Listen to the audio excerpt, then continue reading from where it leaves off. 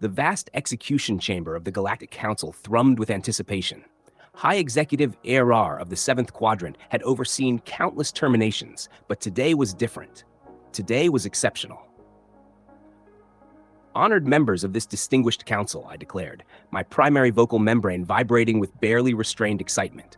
We gather for an unparalleled display of our absolute authority. The chamber, sculpted from pure neutron star material and spanning 3 artificial gravity wells, hosted representatives from over 200 species. The Mistwalkers of Nebula 7 drifted near the ceiling, their gaseous forms shimmering with hues of violet and emerald. The silicon-based Petra Collective occupied the lower levels, their crystalline bodies refracting light into dazzling patterns. Even the elusive quantum swimmers had sent an observer, existing across multiple dimensions at once. "Bring forth the specimen," I ordered, gesturing with my tertiary limb toward the containment field. The energy barriers hummed to life, forming a flawless cube at the chamber's center. Within, suspended by gravitic restraints, was a human woman, Alexandra Mason, former captain of the Earthship Star Wanderer, captured during their naive attempt to initiate diplomatic relations with our empire. "Look at it," sneered Grand Sovereign Yik Troll, his scales shifting from a deep cobalt to a fiery crimson. "So delicate, so limited, single-bodied existence, binary gender, sequential perception of time. Primitive." The assembly of dignitaries chittered, buzzed, and pulsated in agreement. Some extended sensory appendages for a closer view, while others activated their quantum scanning arrays. "This human," I continued, my secondary vocal membrane adopting a tone of contempt, "had the audacity to propose that their species deserved equal standing in our galactic consortium. Even more absurd, they claimed humanity possessed traits we lacked: adaptability, resilience." Chief Scientist Miraval slithered forward, her tendrils dancing across a data interface. A fascinating specimen, truly. Their neural pathways exhibit remarkable plasticity, and their emotional responses are uniquely complex. "Enough of this scientific jargon," barked Security Commander Dorn, his gravitational amplifier sending subtle ripples through the chamber floor. "Let's show these creatures the price of their arrogance." Raising all 4 of my primary limbs for silence, I steadied the room. Only the soft hum of life support systems and the containment field's gentle energy remained. "Alexandra Mason," I intoned with deliberate precision, "you stand accused of crimes against the natural order. Your species' very existence threatens the meticulously maintained balance of our empire. Your punishment will serve as a stark warning to Earth and any other emerging civilizations foolish enough to challenge our dominion." Her eyes, those remarkably rudimentary optical organs, locked onto me. Her lips curled upward in what her kind referred to as a smile. How bizarre to display teeth in a moment of despair. "You really love the sound of your own voice, don't you, Rachnar?" she retorted, amusement and disdain mingling in her tone. A ripple of shock spread through the chamber. No condemned being had ever addressed me so directly, so brazenly. "Initiate the extraction sequence," I commanded, my vocal membranes quivering with anger. "Let's see how long that defiance lasts when we begin siphoning your pain signals for the Council's entertainment." The containment field surged with new energy as specialized probes emerged from concealed panels. Yet Alexandra Mason remained defiant, that maddening smile never faltering. "Just remember," she called out, her voice carrying across the chamber, "whatever happens next, it's on you." Some of the more perceptive species detected a spike in temporal anomalies at that instant. Others noted fluctuations in the quantum substrate. But we were too focused on our impending triumph to care about such trivial disturbances. How naive we were. How catastrophically short-sighted. The extraction probes descended with surgical precision, and Chief Scientist Miraval's tendrils danced across her control interface, calibrating the parameters with the practiced skill of one who had performed this procedure countless times. "For the official record," I announced, my vocal membranes adopting a tone of ceremonial formality, "this subject represents the 723rd species to defy the Galactic Council's authority. Like all the rest, they will learn their place in the cosmic hierarchy." Alexandra Mason's vital signs shimmered on the quantum displays surrounding the chamber. Strangely, her heart rate remained steady, unusual for any species subjected to this process. "Fascinating," Miraval murmured. Their pain tolerance exceeds our initial projections, amplifying neural stimulation by 30%. The containment field pulsed with a new pattern of energy. Alexandra's body tensed, yet her smile remained. Then, astonishingly, she began to laugh. "You still don't get it, do you?" she whispered, her voice somehow clear despite her obvious suffering. "Humans. For millennia, we have tormented one another, perfecting the art of inflicting pain." Grand Sovereign Was TR's scales shimmered with irritation. "Silence the subject.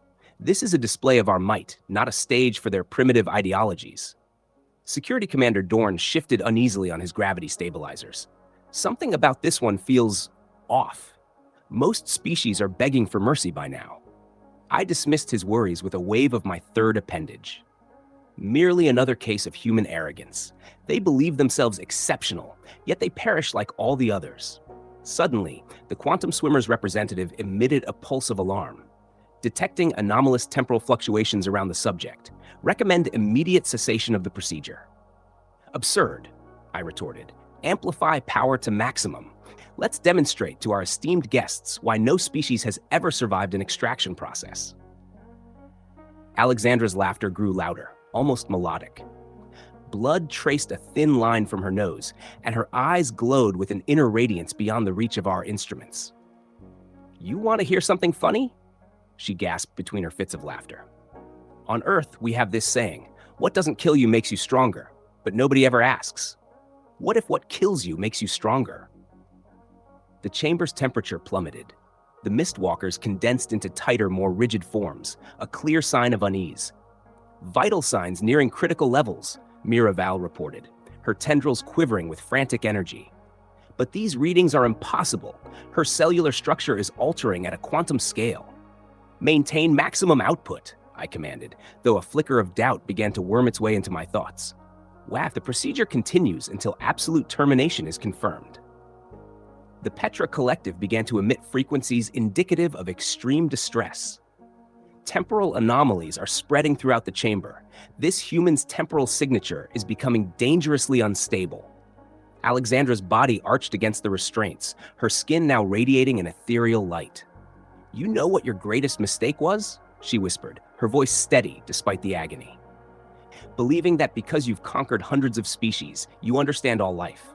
But humans, we don't just adapt, we evolve." Blood vessels ruptured beneath her skin, forming intricate luminous patterns. The energy readings of the containment field spiraled beyond measurable limits. "Shut it down!" Security Commander Dorn shouted. Something is horribly wrong. But it was too late. Alexandra Mason's vital signs ceased, her body going limp within the restraints, a chilling smile forever etched on her lifeless face. Silence suffused the chamber. The quantum swimmers partially phased out of our dimension, their agitation palpable even across multiple planes. "Death confirmed at exactly 37 minutes into the procedure," Miral announced, her tentacles eerily still. "Recommend immediate disposal of the remains before." "Before what?" I demanded, my voice thick with sudden fear. Her response was lost, as every instrument in the chamber simultaneously failed. Emergency lights bathed the room in a crimson glow, casting distorted shadows over the gathered dignitaries. And then, within the containment field, Alexandra Mason's body began to glow. A wave of relief swept over the room as her life signs remained flat. The Petra Collective resumed their harmonic resonance, and the Mistwalkers drifted back from their defensive positions. "Record the official time of death," I declared, my voice swelling with pride. "Let it be known throughout the galaxy that the human Alexandra Mason perished after 37 minutes of justified correction, another triumph for the natural order." Celebratory pheromones filled the air as various species expressed their satisfaction according to their customs. The quantum swimmers cautiously re-emerged, though they maintained a safe distance from the containment field. "Initiate disposal protocols," I commanded Miralval. "We shall atomize the remains and scatter the particles across 7 star systems, as is tradition." But Miral's tentacles moved with an odd hesitation. "High Executor, these post-mortem readings are unprecedented. The human cellular structure is still exhibiting quantum fluctuations, despite total biological death." "Impossible," Grand Sovereign Ux-Troll declared, his scales now gleaming with victorious gold. "Dead is dead. Even humans cannot defy the fundamental laws of existence." Dorn activated his gravitational sensors. Something is disrupting the artificial gravity wells. The containment field is exhibiting minor fluctuations. Insignificant technical glitches. I dismissed their concerns with a flourish of all 4 primary limbs. Initiate the disposal protocol. I want this chamber sterilized before the victory feast. Disposal probes emerged from their docking units, their molecular disassemblers humming with lethal intent. As they neared Alexandra's motionless form, the chamber's temperature plummeted once more. Warning! The quantum swimmer's representative vibrated with urgency. Detecting severe temporal distortions. The human's corpse is generating paradox waves. Miravel's tentacles coiled in bewilderment. These readings imply her cells are restructuring at the quantum scale, but that's theoretically impossible. A piercing whine resonated throughout the chamber as the disposal probes simultaneously malfunctioned. Their molecular disassemblers sparked, shattered, and scattered fragments across the containment field. What sorcery is this? Grand Sovereign Uxtroll demanded, his scales shifting to a foreboding crimson. No deceased specimen has ever resisted disposal. The energy matrix of the containment field began to spiral out of control. Alexandra's body rose within the restraints, her skin pulsing with a blinding radiance too intense to gaze upon directly. Initiate evacuation protocols. Security Commander Dorn barked, activating his emergency beacon. All dignitaries must evacuate at once. But the chamber doors sealed abruptly, trapping us within. The Mistwalkers attempted to escape through the ventilation shafts, only to collide with inexplicable energy barriers. This is merely a technical malfunction, I insisted, though my voice sax quivered despite my attempt at composure. The human is dead, confirmed deceased. This is just residual energy being released from her cells. The Petra Collective's harmonic resonance shifted to a frequency of absolute terror. The human's quantum signature is expanding at an exponential rate. It's as if death itself is being rewritten. Alexandra's body convulsed violently within the restraints, her skin fracturing like brittle porcelain, from which golden light spilled. The chamber's quantum screens detonated in a cascade of sparks. Impossible readings. Mira's tentacles writhed in scientific panic. Her cellular structure is reconstructing itself using elements that do not exist in our periodic table. The artificial gravity wells collapsed.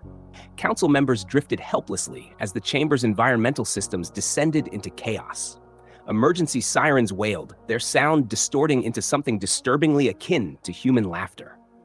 Still believe humans are primitive? Alexandra's voice echoed throughout the chamber, though her lips remained motionless. Her body remained suspended, held aloft by forces our instruments could not discern. Horror gripped me as her chest rose with a deep, shuddering breath. Her eyes snapped open, blazing with golden fire. The restraints liquefied, the molten metal orbiting her like rings around a celestial body. The human was alive. The human was dead. The human was something else entirely. Something beyond the grasp of our science, beyond the reach of our empire's millennia of conquest. And she was smiling, that same infuriating smile. At the precise moment Alexandra Mason fully returned to life, every known law of physics in the chamber seemed to surrender. 37 minutes, she declared, her voice reverberating at frequencies impossible for human vocal cords. You granted me 37 minutes to explore death from the inside out. How considerate of you. The liquid metal that had once restrained her spiraled around in elaborate patterns, shapes so intricate they hurt to look at. Her skin shimmered with golden luminescence, and her hair floated as if suspended in an invisible current. Lethal force authorized. Security Commander Dorn roared, activating the chamber's defensive systems. Energy weapons emerged from concealed compartments, locking onto Alexandra with enough firepower to obliterate a small moon. She laughed, a sound that resonated across dimensions beyond our comprehension. You know what's truly fascinating? Alexandra mused as the weapons discharged. The energy beams halted mid-air, transforming into swirling ribbons of light that she casually wove into her hair like decorative streamers. Death isn't an end, it's a doorway, and you just taught me how to pick its lock.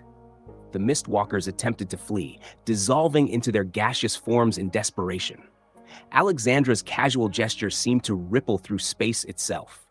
They solidified into radiant crystal sculptures, their faces frozen in perpetual horror. Impossible. Chief Scientist Miraval's tentacles twisted in a frantic knot as she desperately scanned the readings. Her body is emitting energy signatures comparable to a collapsing neutron star, yet confined within a human cellular structure. Really? Alexandra glanced down at her glowing hands with an exaggerated look of surprise. Is that what this is? Because to me, it feels more like everything, all at once, forever. Grand Sovereign Yixtiar's scales shimmered, shifting through colors that had never existed until this moment.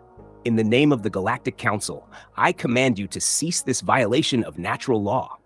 Alexandra's golden eyes turned toward him, and instantly, his scales transformed into actual precious metals, their weight dragging him down until he crashed against the chamber floor. Natural law? She drifted closer, a trail of stardust following in her wake. You boast about understanding natural law, yet you never questioned why humans are the only species you've encountered with countless religions, endless theories about death. We've been preparing for this moment since we first gazed at the stars and wondered what lies beyond death. The quantum swimmers attempted to escape by phasing entirely out of our dimension, but with a snap of Alexandra's fingers, they were forcibly dragged back into normal space, their multi-dimensional forms compressed into shapes that defied logic. The best part? She continued almost casually as chaos erupted around her. I'm not even the first human to figure this out. Ever heard of Jesus? Lazarus? Our myths are filled with those who took a round trip through death's door. You just assumed they were stories.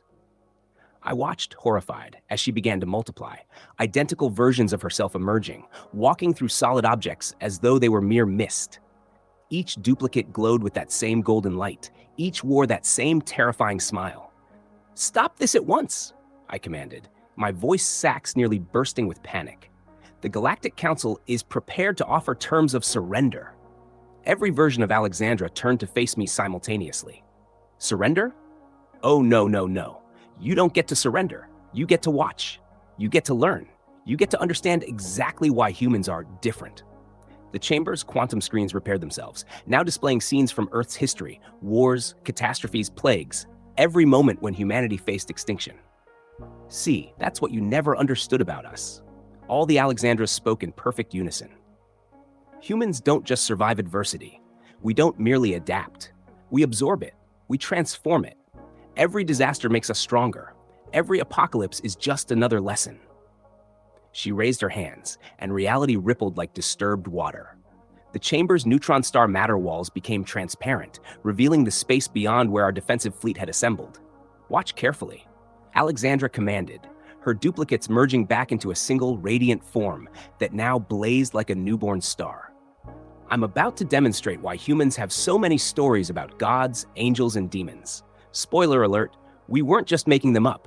We were remembering what we could become. Her body began to shift again, growing both vast and minute at once, existing across multiple dimensions.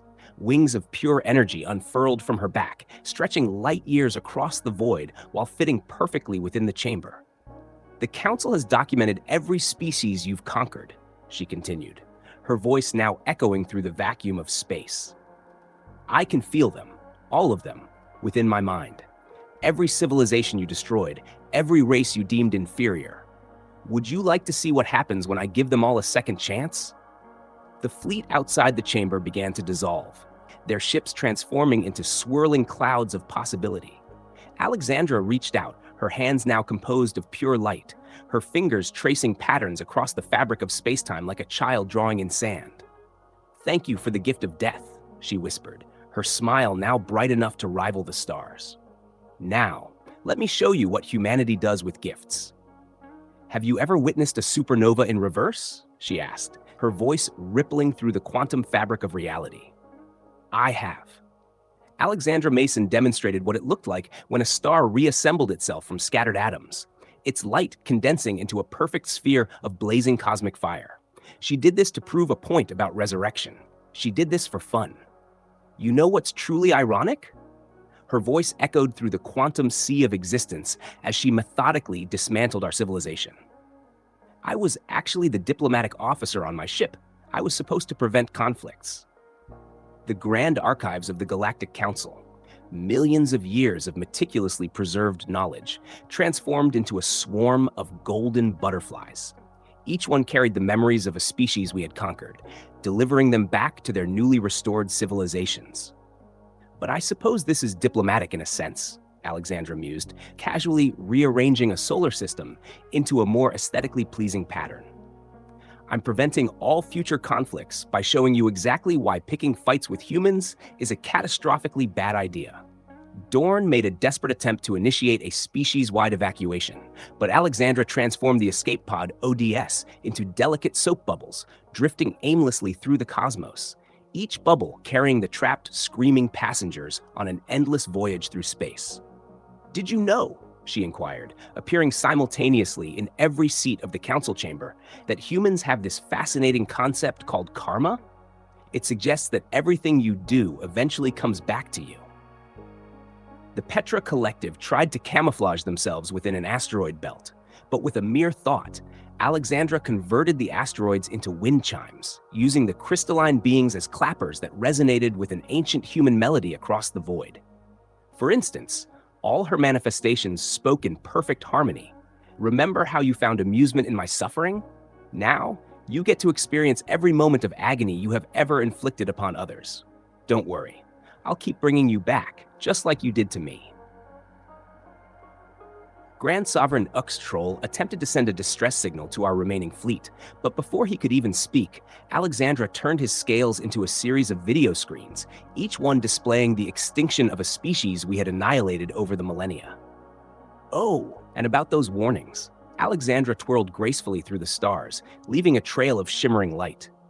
"Those primitive human emotions you mocked, they're extraordinary. Rage gives you focus. Vengeance provides you with a sense of purpose.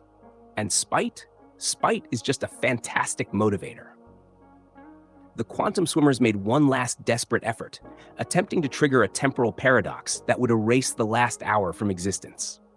But Alexandra caught the paradox in her hands like a fragile bubble, gently blew on it, and transformed it into a temporal loop, forcing them to endure their own extinction over and over again. "But my favorite human emotion," she continued, effortlessly juggling miniature black holes, "is satisfaction, the pure, uncomplicated joy of a job well done." I watched in sheer terror as she began to sing, a melody that mended solar systems we had destroyed centuries ago.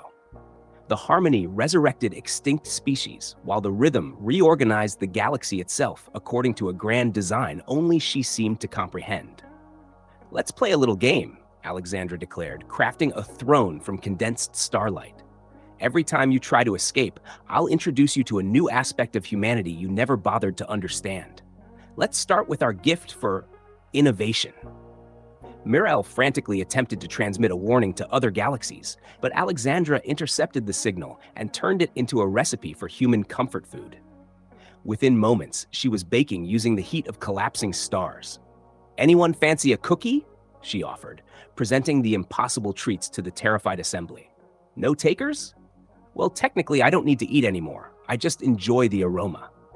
The last remnants of our defense fleet chose self-destruction over facing her wrath. Alexandra transformed their explosive demise into a breathtaking fireworks display, fiery bursts spelling out messages in plasma. "Humanity says hello, and wish you were here." "You know the truly hilarious part?" she mused, absent-mindedly creating a new form of matter that could express emotions. "I'm actually being generous. Some humans would have simply eradicated you. But where's the lesson in that? Our emergency quantum beacon, our ultimate failsafe, capable of sacrificing our entire species to halt her, crumbled into a fine golden dust which reassembled into tiny replicas of human art across history. Think of this as an educational experience," Alexandra proclaimed, now conducting an orchestra composed of solar winds and gravity waves. "Lesson 1. Humans are remarkably skilled at turning trauma into strength. Lesson 2. We have exceptional memories." I made one last, desperate attempt to reassert control over the chaos. "By the authority of the Galactic Oh, that reminds me," she interrupted, snapping fingers made of pure light. "The Galactic Council is hereby restructured into a traveling theater company. Your first production will be human historical dramas performed for all the species you once oppressed. I expect regular performances with full audience participation." The council chamber, the final fortress of our power, reshaped itself into an extravagant theater. Our restraint devices transformed into radiant spotlights, our weapons turned into musical instruments, and our prison cells became dressing rooms stocked with costumes from human history. No need to worry about memorizing your lines, Alexandra assured us, now manifesting as a constellation winking playfully. I've inscribed your roles directly into your genetic code. Break a leg, she added, her voice brimming with amused delight. That's theater talk, by the way. Just one of the countless human cultural references you'll soon become very familiar with. Final twist and resolution. 10,000 years have passed since the day Alexandra Mason transformed everything. I'm aware because she maintains an enormous countdown clock at the heart of the galaxy, marking each second since her resurrection. She claims it's for entertainment, but I suspect it serves as a reminder. Places, everyone. Her voice still reverberates through existence itself whenever she makes announcements. Tonight's performance of Hamlet begins in 5 minutes. Remember, Ragnar, you're playing Polonius. Try not to overdo it this time.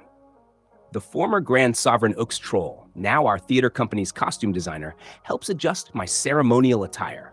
His scales, now eternally metallic, glint under the lighting of the stage, constructed from what used to be our primary command center. You know what the worst part is? I whisper to him as we prepare for our 10,000th performance. She was right about humans all along. We should have just accepted their friendship when they first offered it. Alexandra materializes beside us, still radiating that impossible golden light. These days, she appears as a being of pure energy, donning a stage manager's headset and holding a clipboard fashioned from condensed starlight. Spoiler alert, she winks, causing several nearby stars to flare in unison. That's actually the plot of next week's show. I'm calling it The Greatest Diplomatic Failure in Galactic History, a musical comedy in 3 acts. The audience begins to file in. Representatives from every species we once subjugated, now flourishing civilizations, thanks to Alexandra's intervention. They've developed a particular fondness for our performances, especially the comedies. After all, there's nothing quite like watching your former conquerors fumble through human slapstick routines. But here's the real twist, the one that haunts me even during our designated rest periods. We actually enjoy it. The terror faded centuries ago, replaced by a genuine appreciation for human artistic expression. Alexandra's punishment became a gift, even though we never deserved it. Think fast, Alexandra calls out, tossing me a freshly materialized script. Next month, we're doing a special show. Every species in the galaxy contributing a story about their first contact with humanity. We're calling it The Day the Universe Learned to Laugh. The script's pages are composed of crystallized time, each one depicting scenes from alternate realities where we made different choices. In some, we embraced human friendship from the start. In others, we fought even harder against them. The outcomes differ, but one thing never changes.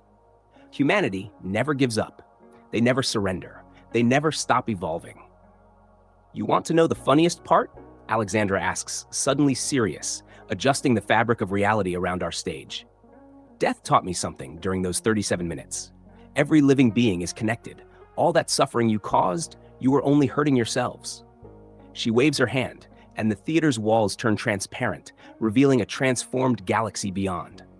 Where our empire once imposed rigid control, countless civilizations now thrive in vibrant chaos.